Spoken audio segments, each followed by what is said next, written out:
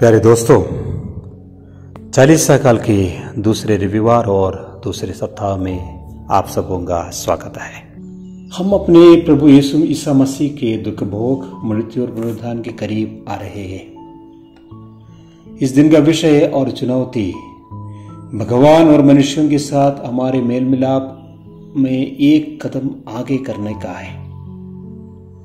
इस रविवार के पहले पाठ में हमने अब्राहम की बुलाहट और प्रतिबद्धता के बारे में सुना। अब्राहम इब्राहिम बन रहा है। उन्हें सभी पीढ़ियों के लिए आशीर्वाद बनने के लिए बुलाया गया था। हाँ प्रिय मित्रों, परमेश्वर ने मानव जाति को सब कुछ दिया था, लेकिन मनुष्य अपने पापों से सभी अनुग्रहों को नष्ट कर दिया गया। अब परमेश्वर उन अनुग्रहों को अब्राहम के द्वारा पुनः स्थापित करने के लिए एक और योजना बना रहा है। दूसरे पाठ में हमने सुना है कि कैसे परमेश्वर ने हमें अपने उद्देश्य और अनुग्रह के साथ एक पवित्र बुलाहट के साथ बुलाया है। हम सभी इस अनुग्रह से भरे जीवन के लिए बुलाए गए हैं। 40 काल के इस दिन का सुसमाचार हमारे आंखों खोलने वाला है।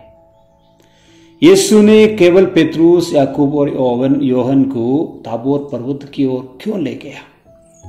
अब दूसरे शिष्य क्या सोचेंगे? ये पहली बार नहीं जब यीशु ऐसा कर रहे हैं। प्रिय मित्रों, प्रत्येक नेता के लिए एक कोर टीम हो सकती है जिस पर वह भरोसा कर सके और अपने सबसे गोपनीय मामलों को सौंप सकते हैं। सब कुछ सबके सामने प्रकट नहीं किया जा सकता है। यीशु ने भी इस तिकटी को भरोसे में लिया। उसके लिए उनकी निश्चित योजनाएं थी। उन्हें परमेश्वर की महिमा का अनुभव करने के लिए बुलाया गया था। पहाड़ पर यीशु का रूप बदल गया। चेलों ने यीशु को मूसा और एलिया के साथ बातें करते देखा। आप मूसा और एलिया कानून और व्यवस्था के प्रतिनिधि है। यीशु इस नियमों और नबियों की पूर्ति के रूप में आया, इसलिए वहां मूसा और एलिया की उपस्थिति प्रासंगिक है। यीशु के समय तक व्यवस्था और कानून ने लोगों का मार्गदर्शन किया और उन्हें परमेश्वर के मार्ग बताते थे। अब सब कुछ यीशु पर केंद्रित है। वह इन दोनों के साथ आगामी पीड़ा सहन, मृत्यु और पुनरुत्थान के बारे में चर्चा कर रहा होगा, लेकिन शिष्यों को कुछ समझ में नहीं आया। वे केवल चमकदार वस्त्र ही देख सकते थे। वे यीशु की वास्तविक शक्ति को समझ गए होंगे। यीशु उनके सामने बहुत से चमत्कार कर रहे थे। यदि वे उस समय यीशु की शक्ति को नहीं समझ सके तो वह उनकी शक्ति को पहचानने का एक अवसर था। यीशु का रूपांतरण यीशु ने भीड़ से दूर ले गए। यीशु ने अन्य शिष्यों के स्तर से ऊपर ले गए। क्यों? क्योंकि भीड़ के साथ रहकर और इस संसार के मानकों के साथ खड़े होकर हम वास्तविक परमेश्वर का अनुभव नहीं कर सकते। इसलिए हमें हर तरह की गड़बड़ी से खुद को अलग करना होगा। ये 40 दिनों का उपवास और प्रार्थना हमारे लिए ईश्वर के ऐसे अनुभव की तैयारी के अवसर है।